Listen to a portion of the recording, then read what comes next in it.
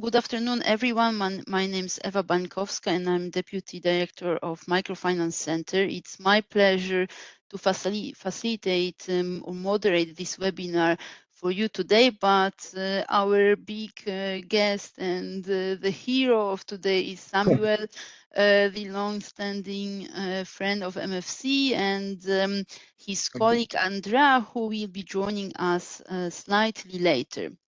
So again, welcome this afternoon to the webinar, during which we are going to talk about new funding opportunity with EU, InvestEU Fund. Before really the webinar starts, let me just give you a snapshot of the EaSI EaSI Technical Assistance Program within which we are organizing this webinar. Actually, the whole EaSI program has been running for the last 3 years, and it's coming to an end with end of this month, so end of July. That's one of the very last event we are holding within the project. But the good news is that a new successor of the EaSI program will start in early July. So you might expect the continuation of the whole program, and as MFC, we will definitely inform you about this. But although it will be a new program, it will kind of continue the structure of the current one. So let me just give you a few points how this program has been organized so far. So first of all, this EaSI program has been financed by European Commission, and there are actually two kind of strands of technical assistance that are offered under this program. The one is managed by Frankfurt School in cooperation with MFC and EMN. So you can see it on the left side. And the second one is implemented by MFR, which is mostly responsible for ratings and assessments. The services that are offered under this program, and that will be continued to be offered under its successor, these are tailored training offered to selected MFIs and financial service providers, tailored to their needs. There are also trainings on implementation and assessments for European Code of Conduct offered to selected MFIs, as well as general webinars, trainings, and events that provide general capacity building for microfinance sector. As I said, this EaSI ends with in few days. However, the very good news is that it will be renewed starting from July 1st, and very soon we should be able to disseminate the detailed information of what you can expect.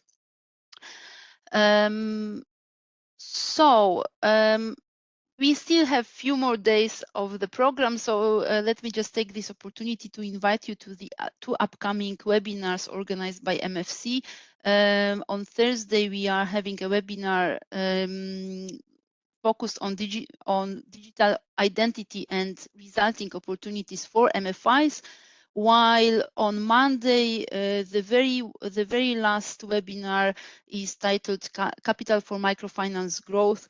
So feel free to visit our website, mfc.org.pl, to sign up for those webinars. And I'm sure my colleague Joanna will share the link in the chat so that you can register to this webinar. However, these are the upcoming webinars, and with this webinar, which we will start just in a few seconds, let me just say that, as always, we encourage you to be actively involved. Since we are going to be really a small group, I would like to encourage you to unmute yourself and turn on your video so that we can see each other. I would really love to see you in your cameras, but also I would really like to encourage you to ask questions either in the chat or unmuting yourself. As we agreed with Samuel, our speaker, we are going to have it to keep this webinar very informal. So so I hope to receive questions from you. Meantime, let me ask you to kindly share with us in the chat what institution and country you are representing. So if you can use the chat option, please type in the institution you are representing as well as the country you are coming from. If you wish to raise a question, raise your virtual hand so that we can see it. So we have first insert in the chat. Good afternoon to Albania. Great to have you all here. So, without further delays, let me move to our actual webinar. As I said, we are talking today about InvestEU program, the new funding. A new set of instruments which are supposed to boost investments, innovation, and job creation. That's the main goal of the European Union.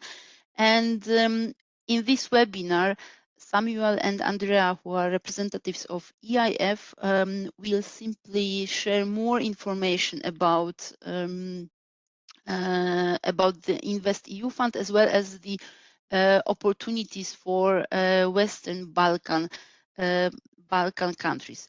So let me welcome our distinguished speakers. Let me start with Andrea, who will join us slightly later. Andrea is investment manager at European Investment Fund, responsible for implementation of microfinance and social entrepreneurship programs. She has like more than 15 years of experience in microfinance sector, mostly with institutions coming from Europe and Africa. And currently with us is Samuel, Senior Investment Manager at EIF. Samuel works with Portfolio Guarantees Department at EIF and is working on in the inclusive finance team. Samuel has really vast experience in microfinance.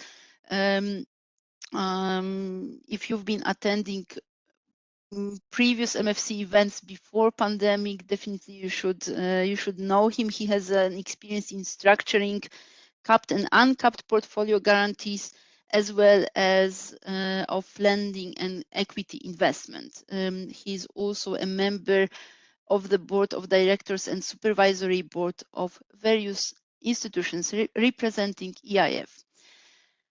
And with this, I'm really happy more people has joined meantime our webinar. So as said in the beginning, feel free to ask questions and unmuting yourself, turning on your camera.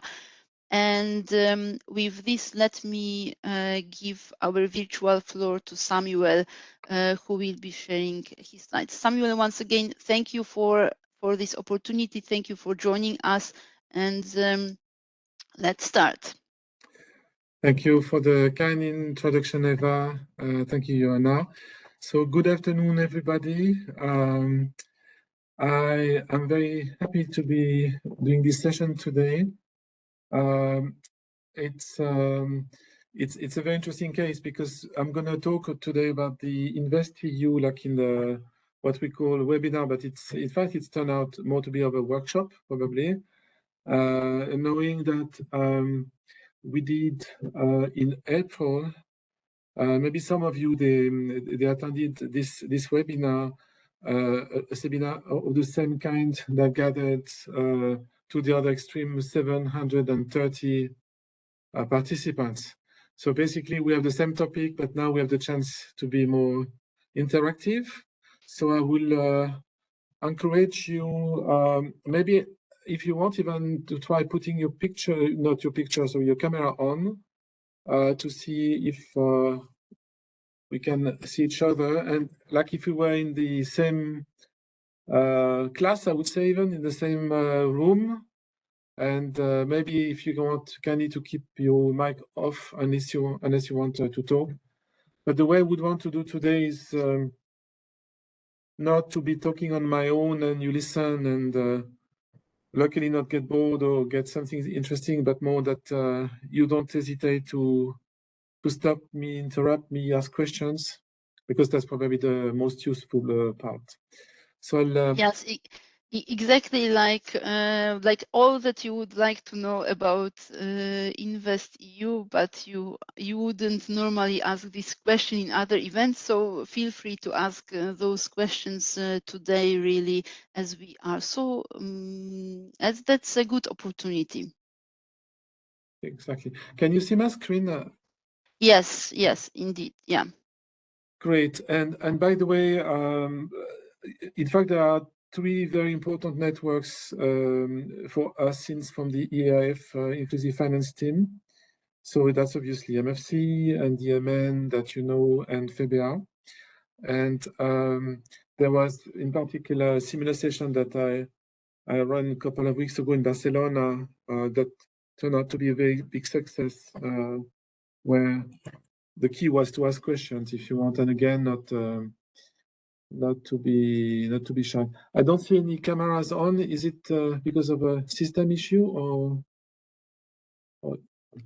maybe it doesn't? Anyways, it's if you like, don't hesitate. Okay, so you see my screen. So myself, just in a few words, as you said, Eva, I'm a transactor. So my job that I like much for years is to do transactions with various type of institutions. Could be MFIs, associations, NGOs, banks, whatever you can imagine. And usually it would be done under the mandate which is called EaSI, before in the past with EPMF Progress. And now the, let's say the new program for the next 5 years, it's this so-called InvestEU. I need to say also, because I saw the list of attendees when we prepared, so it's meant this program to tackle investments in Europe, and some accession countries may join later, but it's not even something we can say for sure. But definitely, it's a Eurocentric type of instrument. So for the ones that come from further, I hope that you will see it from that perspective, knowing that still it's interesting to understand the characteristics of this type of mandates, because there are, it's possible that in the future there would be more type of mandates, but they have the same characteristics usually. So again, please don't hesitate to interrupt. I would see it as a favor to me, not to speak in the, I would say, in the professional way. So please, again, don't hesitate. Timing. Samuel, so let me interrupt. Yes. Let me interrupt immediately. Let me just so just to confirm, right, about the accessing countries, what you mentioned. So the current state of art is that the accessing countries, if they sign, if the government sign the proper agreements with the European Commission, then they can join the program. Is it correct understanding? Yes, that's exactly like this. And indeed, to the contrary of EaSI, where they wouldn't have all these bilateral agreements in the same way. Here it is for each government to sign, and that's also where the problem lies, to contribute in cash to the InvestEU, so that in turn the organizations within that given country would be accessing the program. But indeed, that's an important message, that any one of you that thinks that can lobby within its own country so that a government would, let's say, vis-à-vis the Commission, also like put an agreement on the table. That's something very interesting. Us at EIF, we don't have this possibility because we are too much an actor. So there are things we can do, like implement, but this part it's for also each of you to lobby. Okay, clear. Thank you. Yes, there is actually immediately a question or a point from Anna. Anna, feel free to unmute yourself.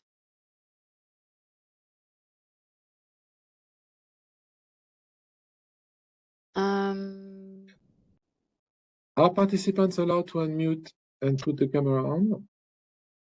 So with cameras, actually, we need to clarify it that there is no option to turn on the cameras. That's the WebEx limitation, but definitely there is an option to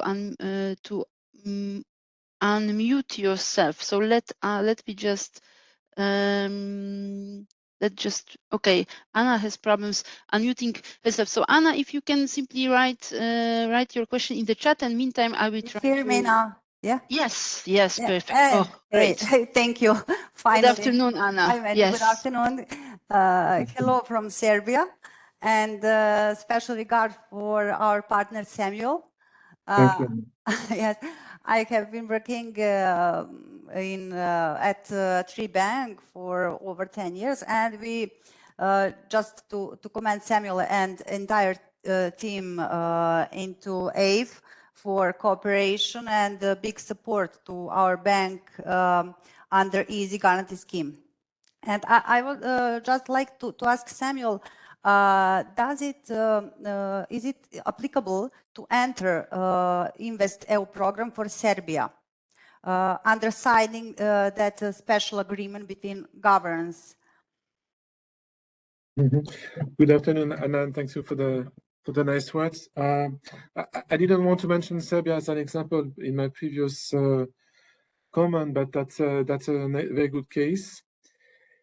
So definitely, yeah, seen from here, the best would be if you as 3B plus involving, let's say, shareholders or partners or whoever you think can be of help for lobbying, then that you would approach the government. And also there's in the case of Serbia, I know there's a big European Commission representation in Belgrade. So basically to make your business case, make the case so that Yeah. Actually, we gain information that the initiative to sign this special agreement is on agenda of our government for this year. So we really hope that we will have the opportunity to enter this program. So just I wanted you to confirm that we are on the right way. I mean, you're on the right way, and Andrea, she will discuss more about other type of programs, but when it comes to stricto sensu InvestEU, that's the right way to do, and it would be a pity not to succeed also for Serbia and Turkey in your case. Huh? So that's all my good luck, I would say. Okay. Thank you very much, Samuel. Thank you, Anna. So then, if I keep going, let's go to the first slide So which sets a bit the scene, as we say. So you see that the guarantee agreement was signed between the EU, so the basically with the Commission, EIB, and the EIF.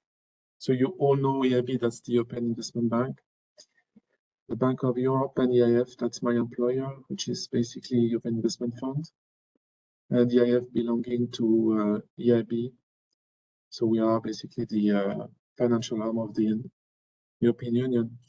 And then, so the agreement was signed on the 7th of March. Why is it important to say? Because signing the agreement, it's what we call the legal base. So before the signing, nothing exists, if you want. The birth didn't take place yet. But starting from that date, there's a baby, there's a legal baby, which is quite heavy because it has already 370 pages. And the happy parents, they have like so they present to the world this InvestEU. So that's what was done, and it was presented through this call. Second bullet point, you can see the call of expression of interest. So that's important. You probably already are familiar with this, which is the entry door to work with us. And the call was published on the, as you said, 11th of April.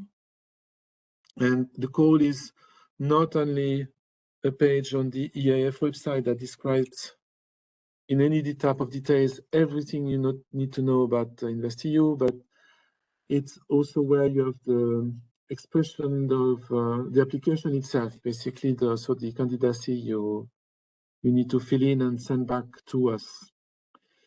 And also what it says is cool. Importantly, also it's a logic of first come, first serve. In other words, the budget which is behind is quite scarce globally.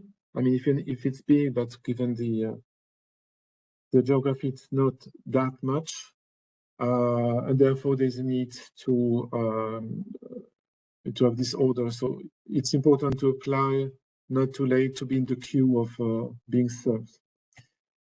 First application has been received, even in fact now it's a little bit outdated because now we have more tens of applications.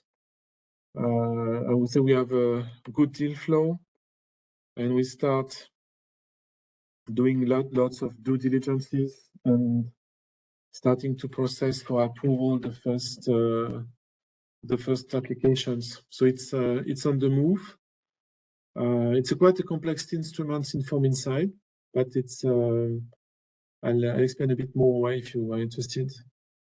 But it's moving.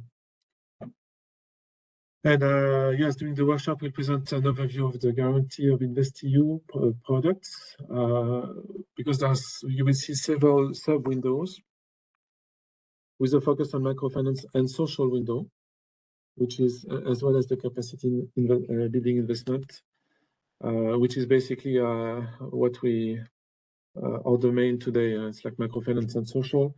And the capacity building investment, I shall also say that the call for proposal is now online. So it's also available. At the time of the last webinar, it was not. And all this, again, is one-stop shop page is the EIF, www.eif.org. And then you have everything, basically. So I have posted the link to the web page of InvestEU program in the chat. So for all of you, you can go directly to over there. Excellent. And as maybe as a comment to the obviously to the EU-based participant that you're directly, I would say, potentially like an applicant, and for the one that are not. Since this type of guarantee is expanding, it's, as I repeating myself, sorry for that, but it shows the mechanics, because it's quite always the same type of mechanics depending on the mandates. Okay. Big numbers, just to say, to impress you, but at the end of the day, there's nothing to be impressive because we talk about the whole of Europe, so these numbers are not that big for the continent. But what it says that InvestEU, that's a guarantee mandate. You see on the left-hand side that there is 26.2 billion of guarantees that are the heart of InvestEU. So it's a guarantee program, and always why we do this, it's to have a leverage effect or catalytic effect, as we call it. In other words, we put public money to catalyze to private money, to mobilize, catalyze private money. And that's why we say new finance to boost in the sense of attracting private money. So these 26.2 are meant to afterwards put to the ground 372 billions.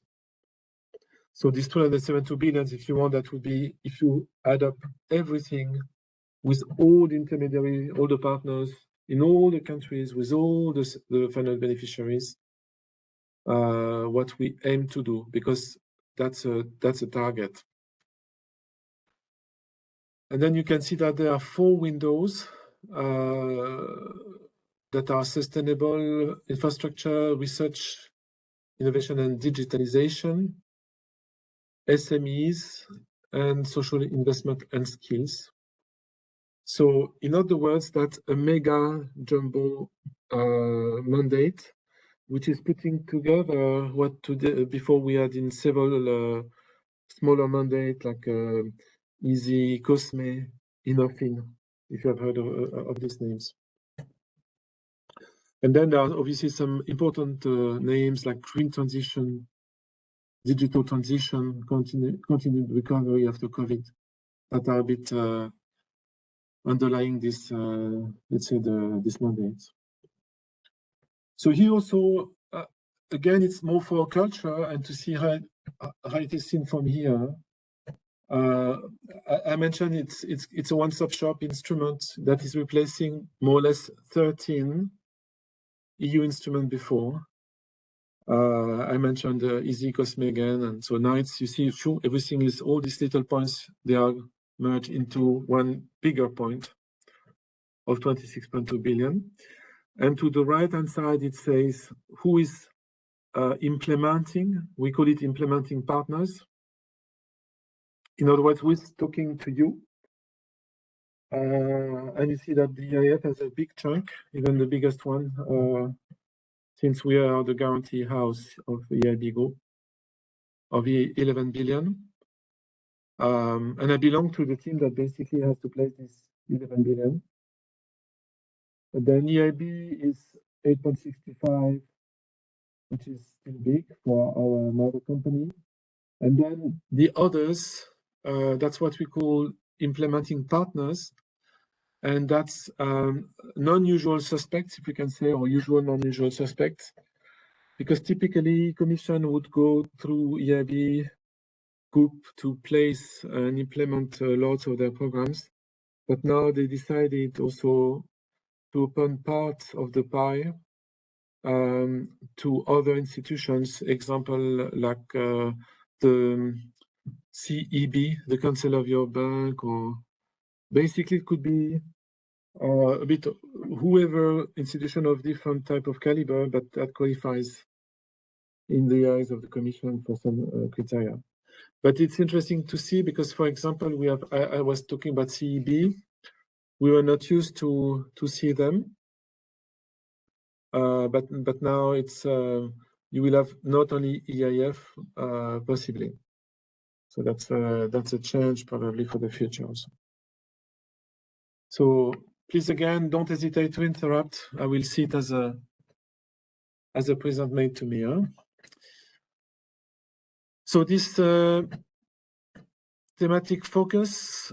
Samuel, let me then ask questions. So just coming back to the previous slide. So I understand that from the perspective of financial provider, right? I mean, it's clear this division between the funding, say, managers, EIF, EIB, or others like CEB. Does it matter for us if we apply, or it's, as you said, it's one? I understood it's one-stop shop, right? So we are applying, and it's then internal kind of mechanism of the fund who is dealing with our application, or is it clear that it will be EIF, or it depends on the topic?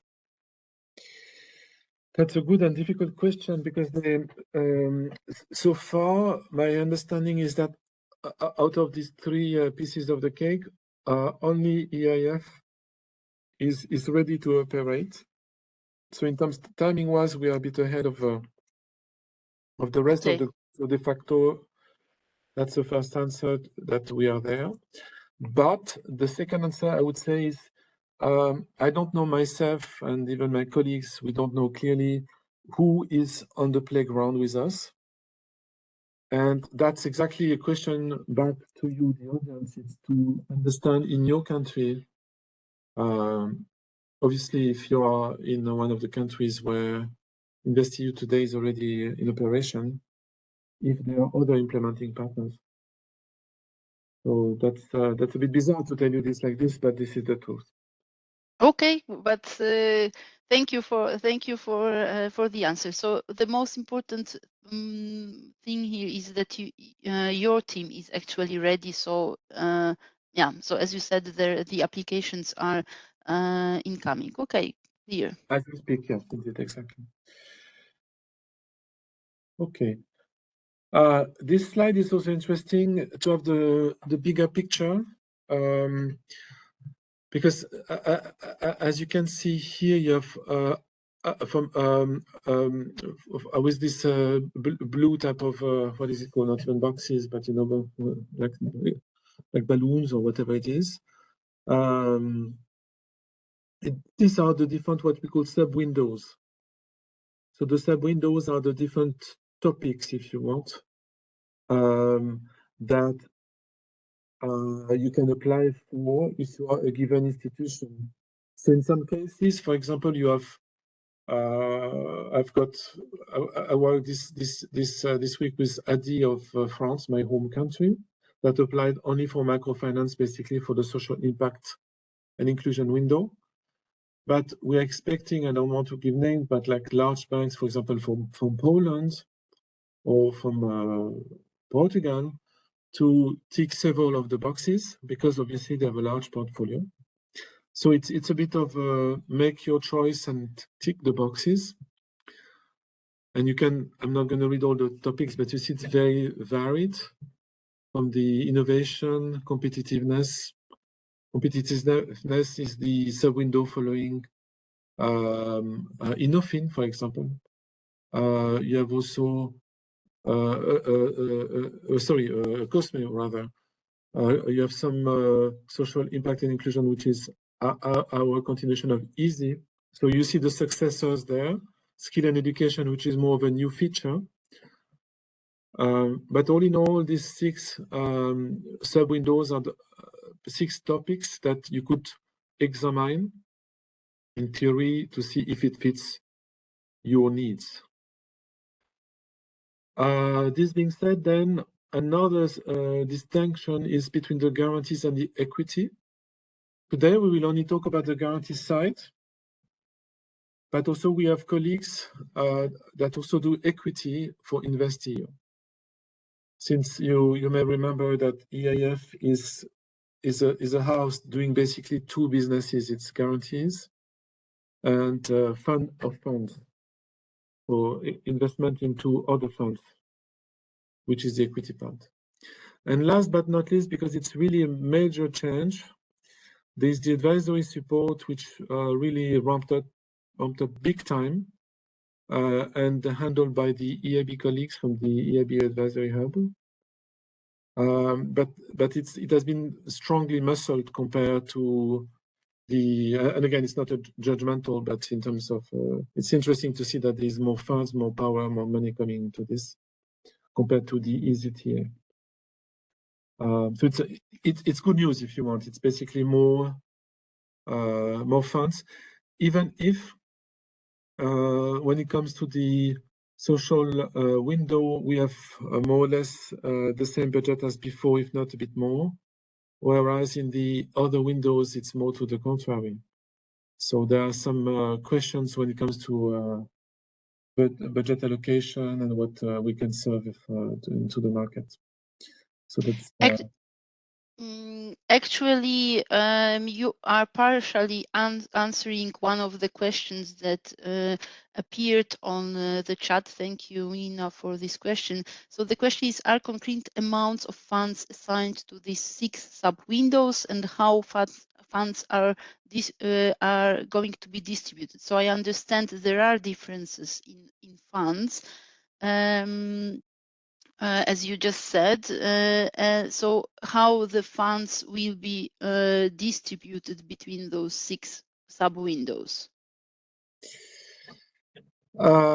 It's a bit of opening the engine of the car with a quite of a complex engine. I can just say that there are plenty of discussions, files, working group meetings, weekly and so forth that went into, let's say, setting limits, setting, let's say, threshold, setting guidances, and it's a very complex matter because that's probably the biggest difficulty we have in implementing InvestEU. It's in the context of a quite limited budget, and as I said, a bit even lower in some cases than before. To have a fair treatment and also to put to the market the right amounts per country and per windows and per intermediary. So to be very practical, the way it works after months of work, groundwork here, we simply say to each potential intermediary or intermediary that want to exist, to apply, to send an application based on their needs, on their own forecast and what they would in theory want to get. And then we put it in the shaker, we push the button, and we see after discussions how much can be proposed. Okay, so in other words, again, to be practical, as you said, so even if I tick, if I choose a sub-window for which potentially, or that's a question actually, Samuel, if I tick the window, choose the window that might be close to running out of funding, does it mean that I have still chances to be considered for with my request of funding, even potentially coming from another sub-window? Is it possible, or how this shaker will work in such situation?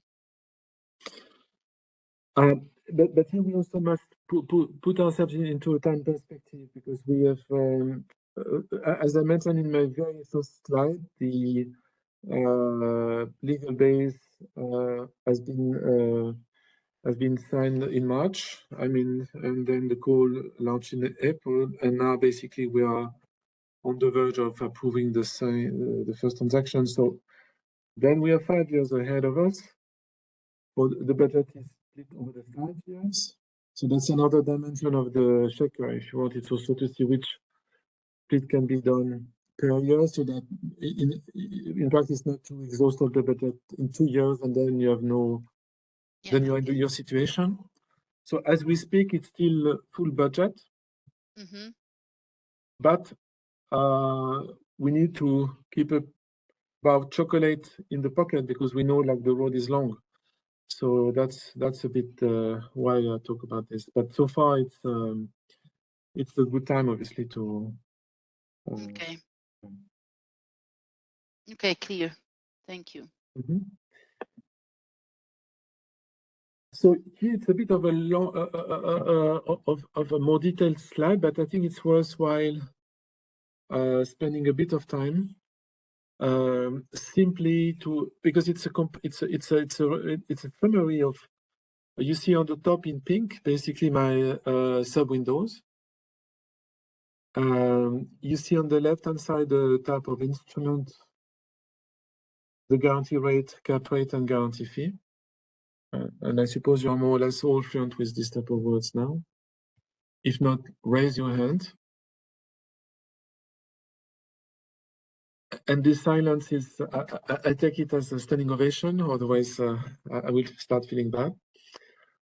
And then you have two types of guarantees. You have the capped guarantees and the uncapped guarantees.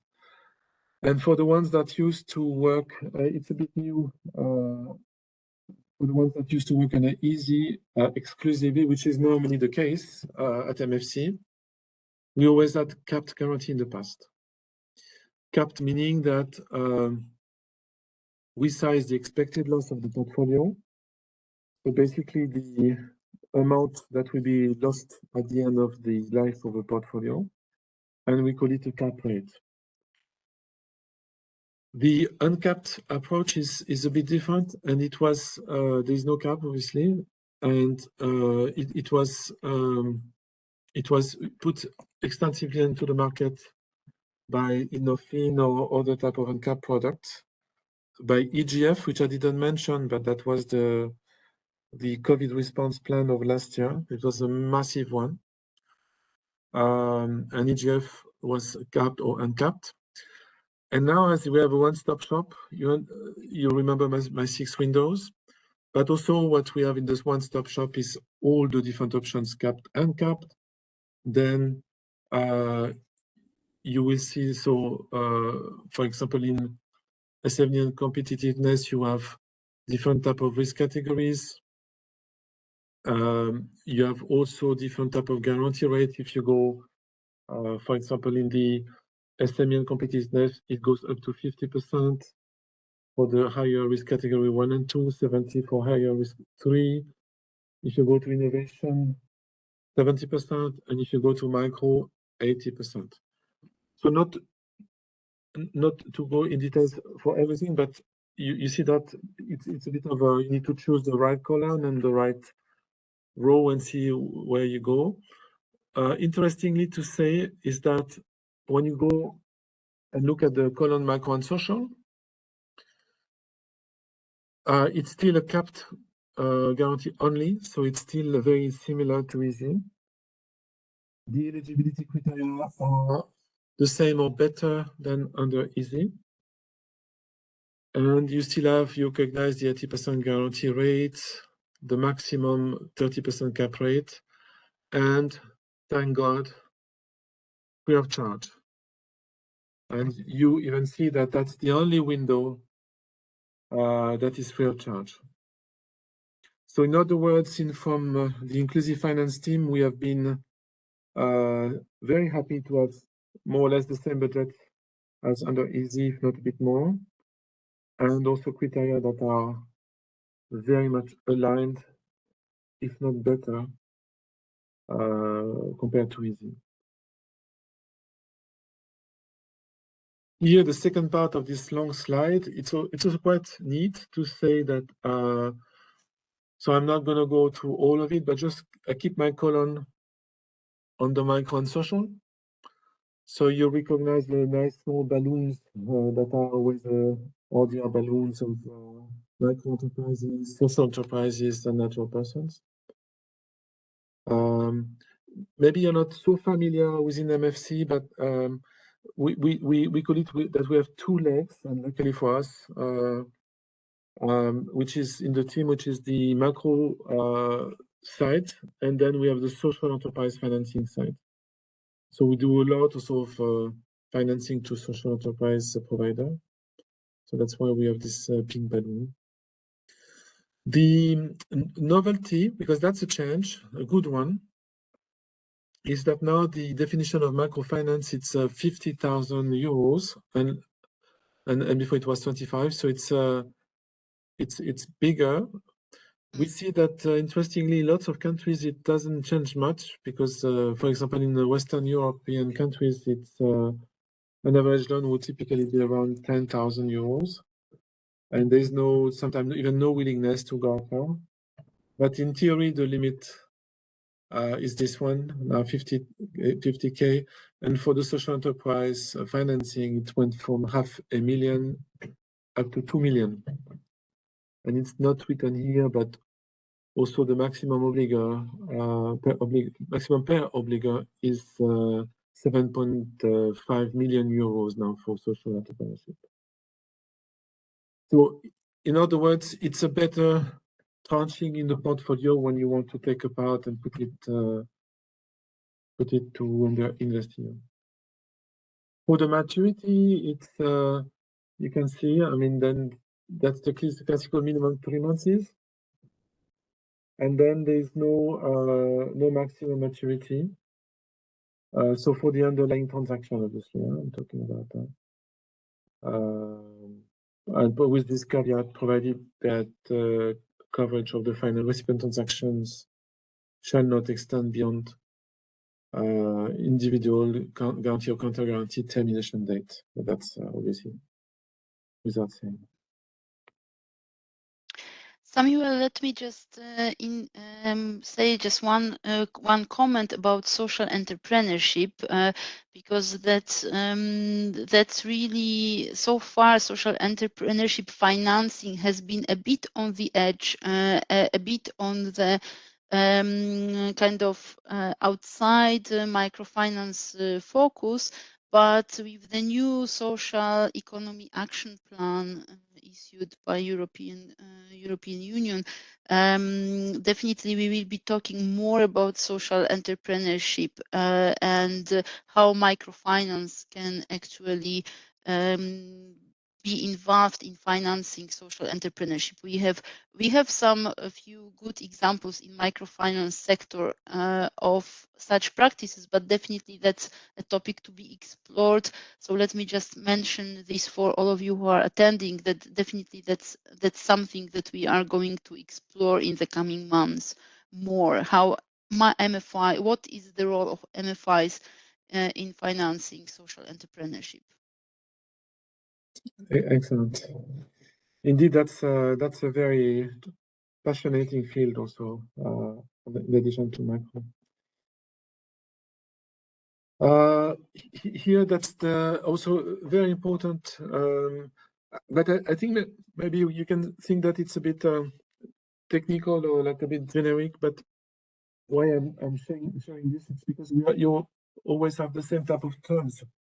And you will acknowledge when you work with the EIF, you always talk about access to finance. These are a bit of words from our world. And under InvestEU, there's a big importance, even bigger and bigger and bigger. That's probably one of the most important topic. And by the way, it's also one of the key topic we look at for budget allocation. Who has a bigger impact and an excellent enhanced access to finance? What does it mean in simple words?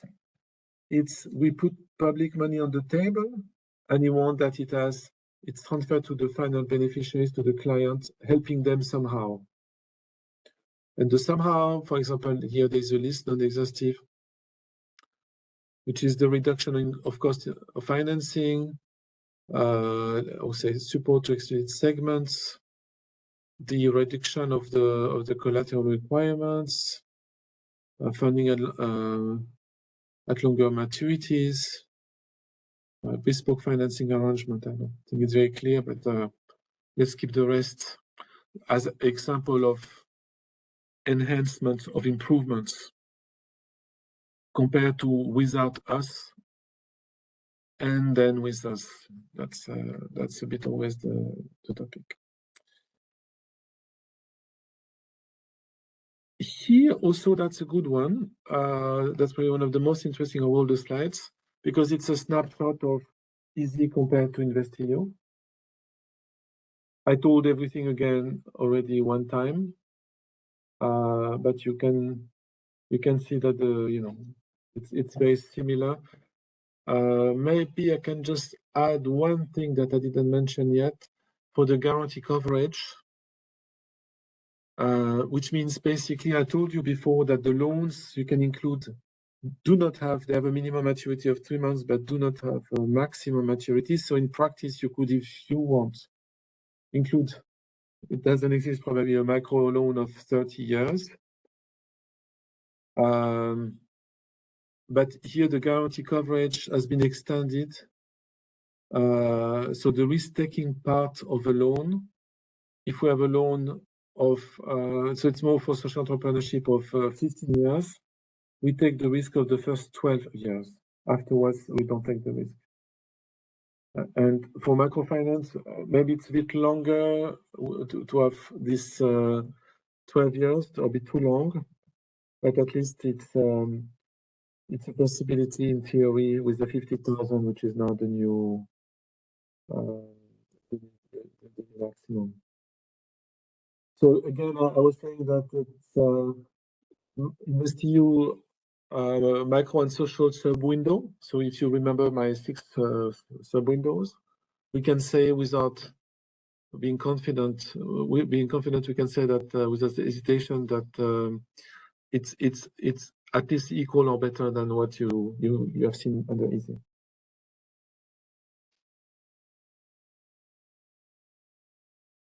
Capacity building investment, that's also an interesting topic. You may remember that under EaSI, you had 3 windows or 3 pockets. One was the so-called EaSI GFI, which is the guarantee part. And EaSI GFI would be, well, we mentioned it, basically the predecessor of InvestEU social window. Then you would have the EaSI funded, which is the senior or sub-loan financing to finance a portfolio of loans. There is no direct continuation under InvestEU. So we are still at the tail, we are still finishing the EaSI funded pocket, but separately, if you want more, again, as a tail of the previous program, separately from InvestEU.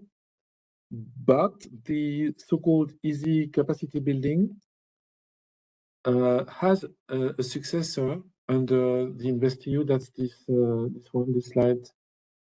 And if you remember again, that's meant to finance non-portfolio needs. So it has the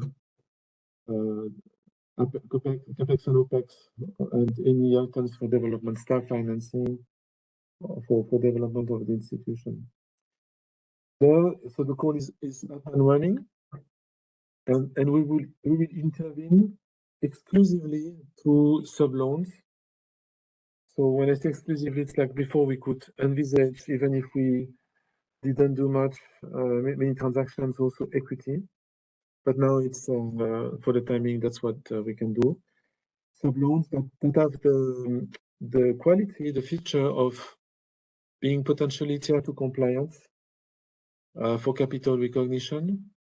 And this is obviously interesting more for the banks. Or if a subordination can be recognized in the intercreditor agreement by other senior creditors, but we see it less often.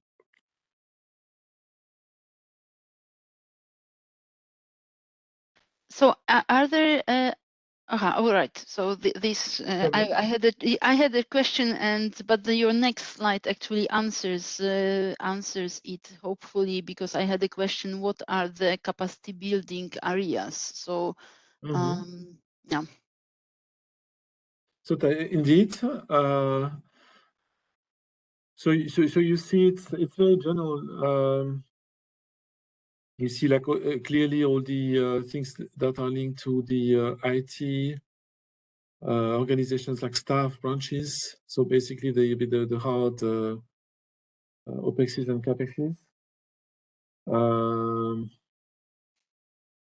Okay, the second one is a bit less clear to what we wanted to say, but you can simply retain that it's everything that is not linked to the financing of the portfolio, but more for the capacity development of the organization, as long as you can put it into a plan, saying that, okay, investment plan for the next 3 to 5 years is this and this. With this and this and these items, we want to open in 10 branches, attend the MIS, we need more staff, and we want to finance the cost of the salaries for this long and so forth. So that's mainly this. Maybe that's interesting to say that the enhancing the indebtedness capacity was before something a bit soft and weak in our argumentation vis-à-vis the Commission. What does it mean, this thing? In fact, it means you remember we have a subordinated loan. So you take an easy capacity building loan, not only for or partially for CapEx and OpEx financing, but also simply to deleverage. So to lower your debt to equity ratio, because that would be quasi-equity. And if you lower your debt to equity ratio, the next thing you can do is then you can get more senior financing. So that's what it says, enhancing the indebtedness capacity. So now it's part of what is accepted under this program. Okay, key terms. Samuel, there is a question which is important. Although, yeah, there is a question coming from Aranda that her institution actually has a loan with EIF. So can they apply for the guarantee, and if they will be, and if yes, if they will be prioritized compared to other applicants or not? As they have already a loan with you. Normally, I suppose it's a loan under the EaSI funded or under EaSI.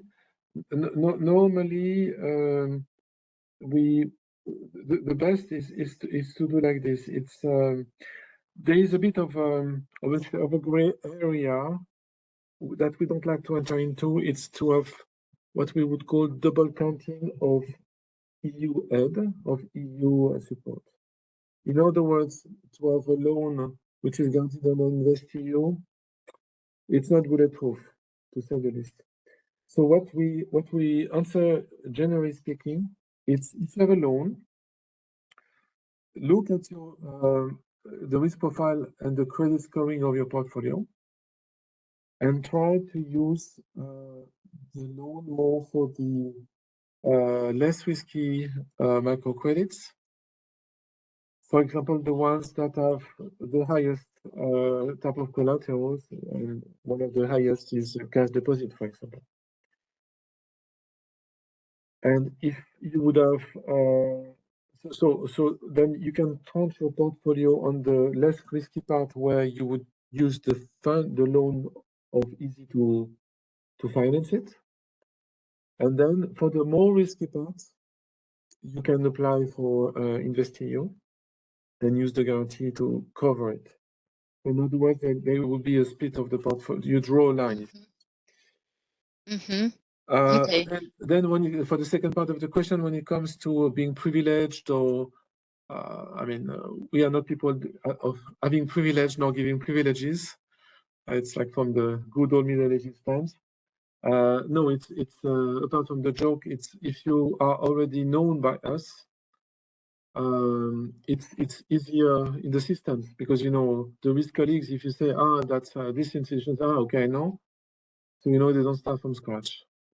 In that sense, it's always good to have a first transaction behind or second transaction. But you're still in this queue of first come first serve. You still need to apply, and if there are lots of people in front of you that already posted an application, obviously you will need to wait for your turn and not say, I know them. I know the people from EIF. Can I just not? It doesn't work like this. Okay, so still this rule, who comes first, then is served first, is applied here, but definitely the process itself, the due diligence is easier because the institution is already known to you. Definitely.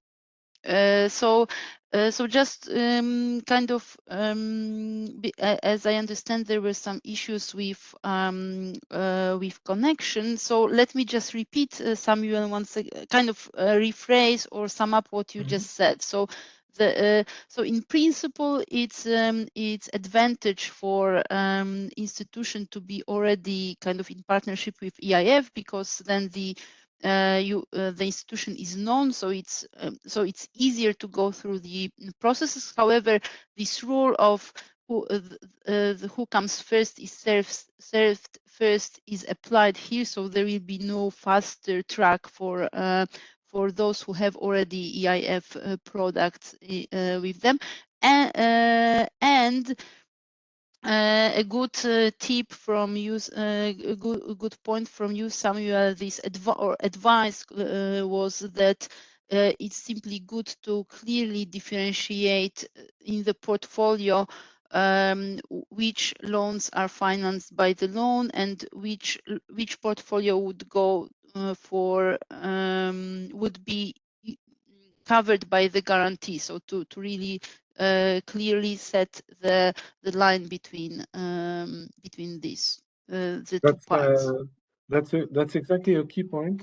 And I must say, overall, it's since we have several types of products, it's a good exercise to see where you would want what. Or when you approach us, because then it shows to us that you understood how we work, and also that you don't have one transaction excluding the other. So that's exactly like this. Very.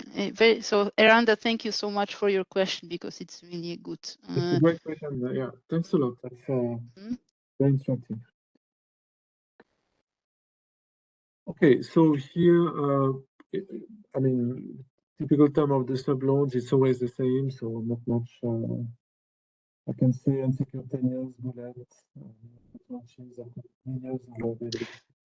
Excuse me, Samuel, we have troubles hearing you sometimes. So something, something is around your mic. So if you can, maybe I should speak louder a bit. Maybe is it better like that this? helps. Yeah, it's better.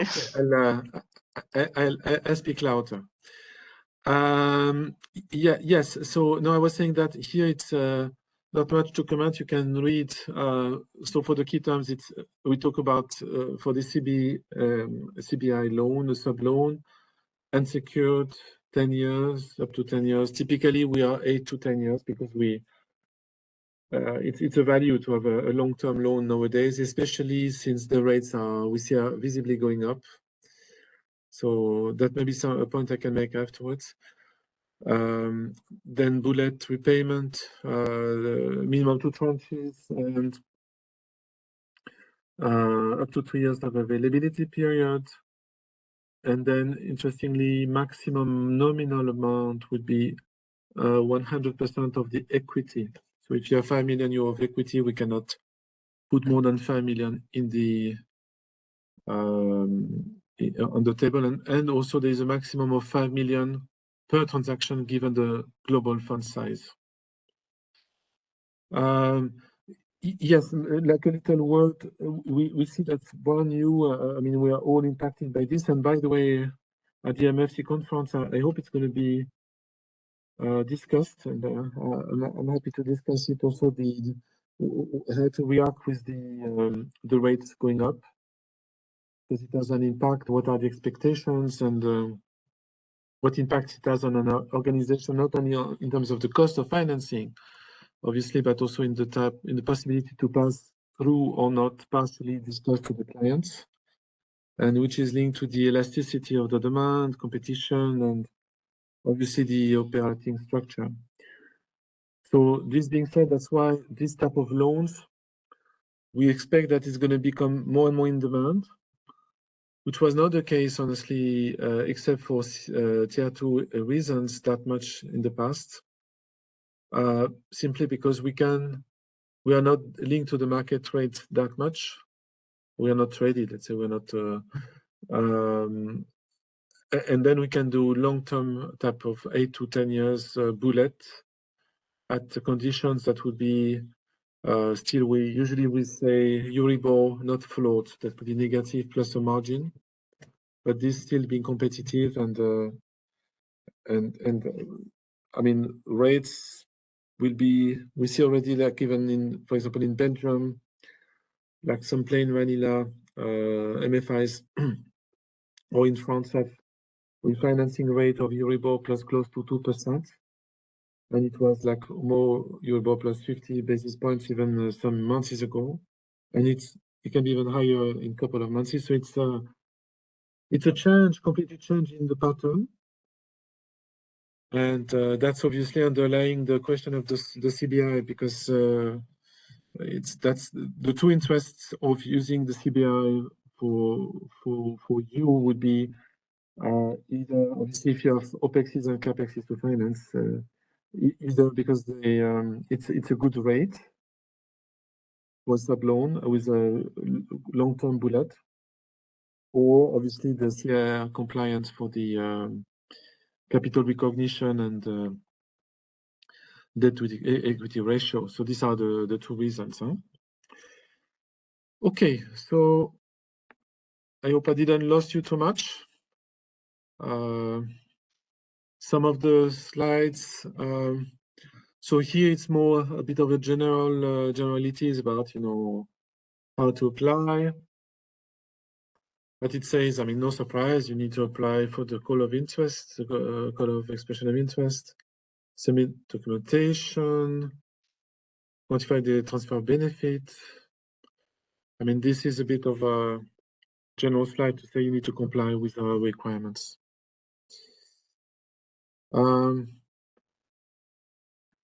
Okay, this one on the how to apply, I don't think it's adding much. Maybe I can say that it's an online application again, and that the call is open until the 30th of June 2027. So as you see, we have plenty of time.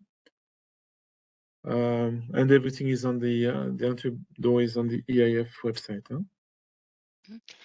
Huh? Samuel, because on this previous slide, the roles and responsibilities, right? There is a certain assistance from you coming. So I'm just checking on the website how to contact the team. Do you have any advices? Shall we follow in order to get some more information or to receive this support that you mentioned before application? So shall we follow those general contacts at your web page, or are there any other ways to contact the team? Well, I think here the answer is clear.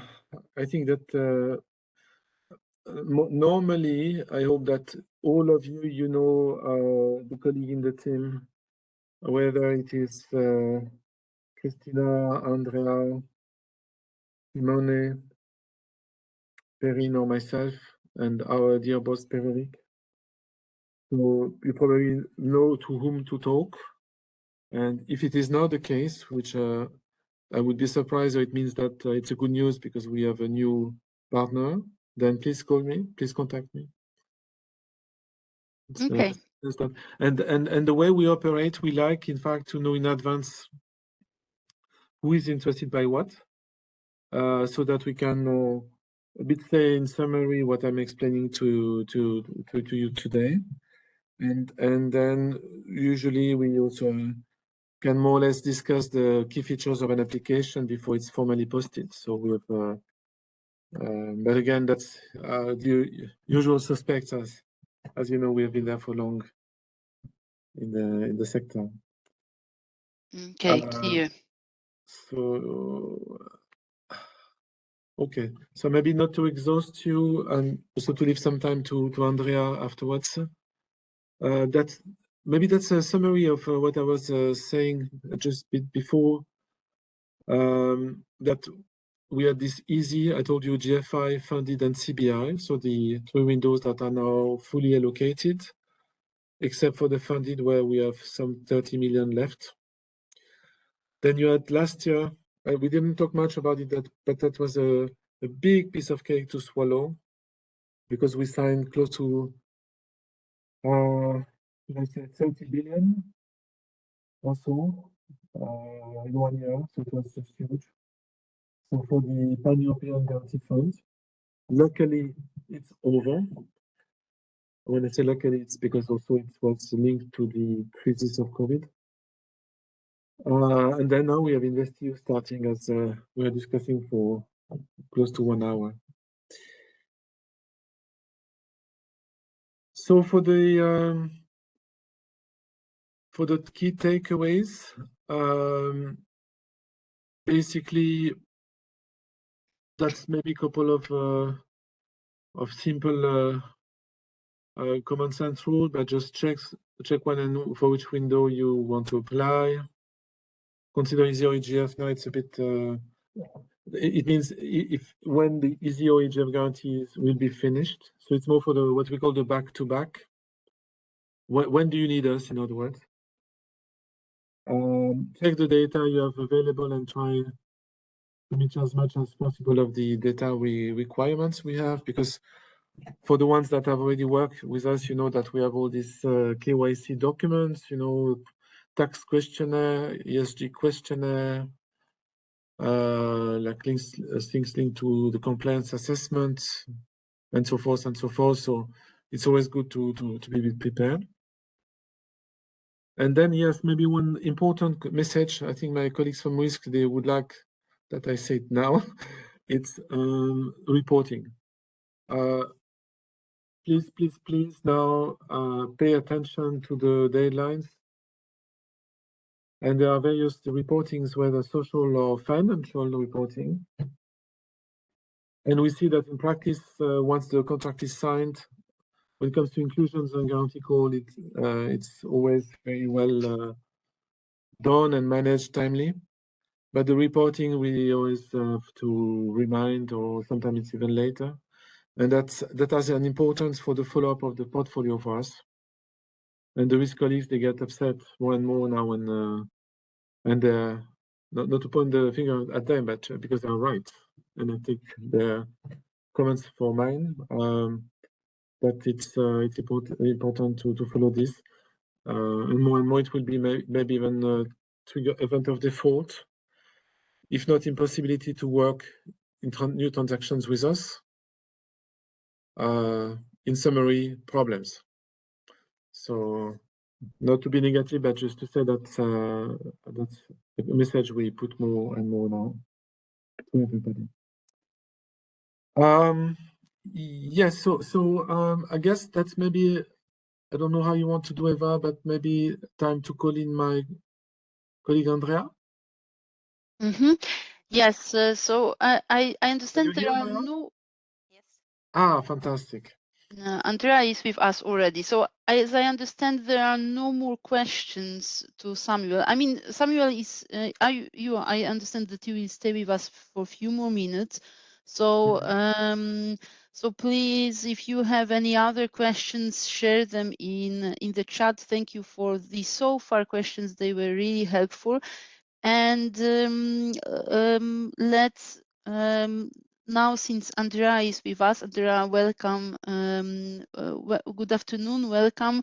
Thank you for joining us. I have already introduced you briefly in the beginning of the webinar, so we are all awaiting your presentation, your few comments. Joanna, so are you going, would you mind trying to share the slides of Joanna's presentation? And Andrea, Joanna, please share Andrea's presentation. And Andrea, or shall I do it? You want? I can simply do it if you prefer. So Joanna, how shall we do this? If you want, it's an easy one. Okay, Samuel. So Yeah. why? Please, please help us. Okay, perfect. Andrea, so our virtual floor is yours.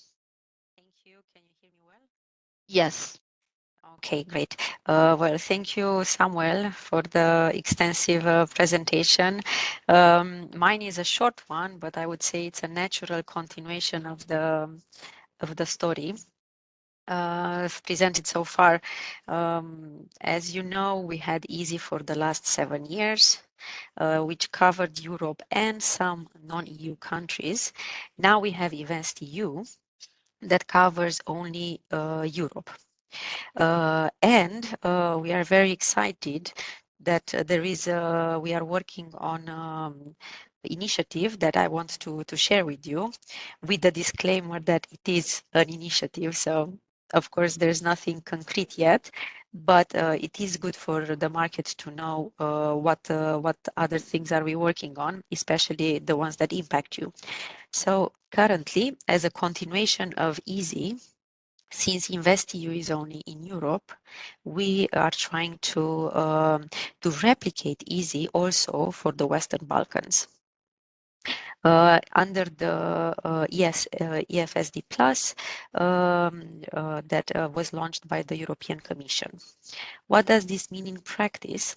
Is that we are going to, us and other implementing partners, we are going to apply by mid next year, by mid this year, for a product that aims, its main objective is to replicate the EaSI guarantee for the Western Balkans. The good news is that besides the 4 countries that we worked before in the Western Balkans, now it covers all 6 of them. So also Bosnia and Kosovo. We can move to the next slide, please.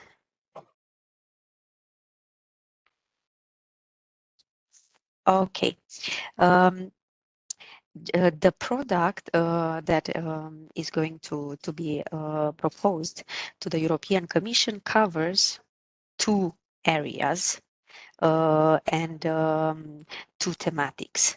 An uncapped product that is replicated the products existing under InvestEU that maybe some of you are familiarized with: competitiveness, Innofin, digitalization, sustainability. Now they are going to be replicated for the Western Balkans as well. And a capped product that covers inclusive growth and inclusive finance. And the sub-window here, inclusive finance, that I'm going to focus on today is the one that mirrors the EaSI product. We are going to call it inclusive finance.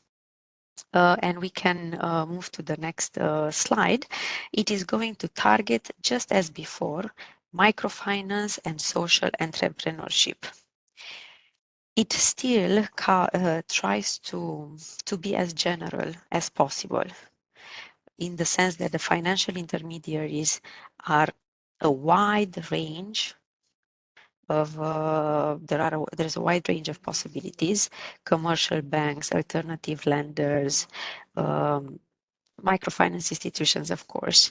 For the inclusive finance part is going to be focused on microloans, and we are going to focus as final recipients on micro enterprises and social enterprises. This slide is a general one that covers uncapped and capped. What I am trying to highlight on this slide is that the microfinance and social entrepreneurship is still a financial and social inclusion dedicated product. So the aim is to support the micro enterprise and to try to them. And this can be done just as before, through lower collateral requirements, reduction of interest, maybe longer tenor, and so on. This depends on, of course, each of the financial intermediaries, let's say, objectives on what target segment to attract. We can move on the next slide, please. This is meant only to describe shortly how the capped guarantee works. And I'm going to go through an example that tries to simplify, let's say, the slide. And I'm happy to, I'm happy to answer questions if it's not clear. So we aim to guarantee a portfolio that the financial intermediary wants to disburse to micro enterprises. Let's say it's 100 million euros. Out of that 100 million euros, we can guarantee up to 8%, 80%, which is the guarantee rate. Out of that, so each loan that you disperse will be guaranteed 80%. Now, as you disperse loan by loan and you build a portfolio, we can cover the losses up to a cap amount, which is the pink area. That means that as you include loans, some of them will default. Those defaults can sum up to a cap amount. That cap amount takes into account the history of the institution, the expected loss of the institution. So it matches the expectations of how much you need to be covered by the capped amount. We can move to the next slide. And this is meant to put just a very general image on the indicative commercial terms. Like I said, I would say that the main features and attractive part would be that it will be a guarantee rate of up to 80%, just like before, which I would say that it's the highest as I've seen compared to other products, exactly because of the objective of the social and financial inclusion and supporting micro enterprises. The guarantee coverage will be up to 12 years without any limitations on the loan maturity, meaning that you can always disburse a loan on 15 years, but we will cover that loan up to 12 years of reimbursement. And it will be priced. The pricing, this is very indicative, so there's no, let's say, no current decision on the way to go forward, but it is an indicative pricing based on our previous experiences. It's meant to be as low as possible, not really to be a profitable product, mainly just to cover the costs, because again, the focus of the Commission is to be a social and financial inclusion product. The news, the good news compared to the previous one, is that now the maximum amount of the loan has increased from 25% to 50,000 euros, and for social entrepreneurship from 500,000 euros to 2 million euros, which allows, let's say, to cover.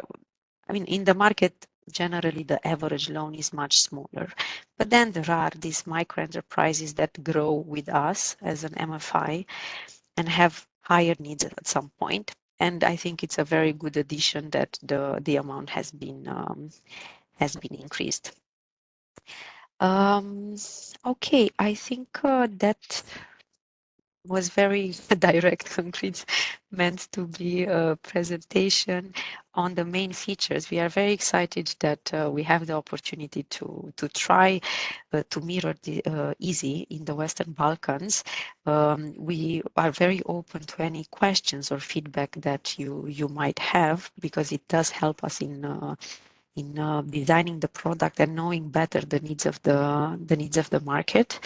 And we are hoping that by the end of the year we'll have more news on the development of this product, so that in 2023 we will be able, hopefully, to come with news. Of course, with the disclaimer that this is all at the point of an initiative at this moment. Thank you, Andrea, so much for the presentation. Exactly. So Anna is asking the question which I was about to ask. When is the expected program to be open to apply for? You mentioned 2023. But any closer expectations, more specific expectations? I think at this point it's hard to say. I can tell you what I know now is that by mid-year, so actually July, the proposed implementing partners, EIF and others, will make a proposal to the European Commission. And our colleague from the European Commission that actually presented some of this information earlier this week mentioned that it will be, they have this period until the end of the year to decide, to analyze, decide, discuss. And then it's for the implementing partners next year to put it on the table of the, you know, as a call of, to publish it as a call of expression of interest. I would say that the hopes at this moment are that if it's decided by the end of the year, in the first part of 2023 should be available. But that's, it's, yeah, it's very indicative. It's, yeah. Yeah, yeah. So 1 year. So sort of we can expect like 1 year from now, or yeah. So which is I think really good news as well. Yes. Okay. Anna, thank you for your question. Are there, if there, yes, that's a good time to have some final questions. So if any one of you would like to ask a question either to Andrea or to Samuel, that's a good time to do it right now. You can unmute yourself, or you can keep on posting questions in the chat box. But I don't really see any new questions or raised hands. So I assume so far everything is clear. So Andrea and Samuel, thank you so much for these presentations. Thank you for putting it all together, and some very good news. I think these are really good news on about the definition of microfinance and about this initiative in Western Balkans. That's really these are really good news.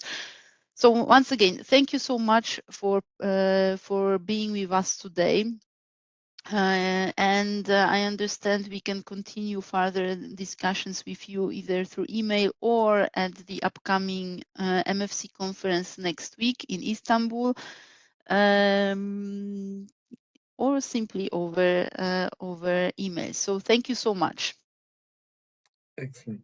Thank you to you, Eva. And Thank you, everybody. Thank you. Have a nice day. Have a nice day. Bye-bye.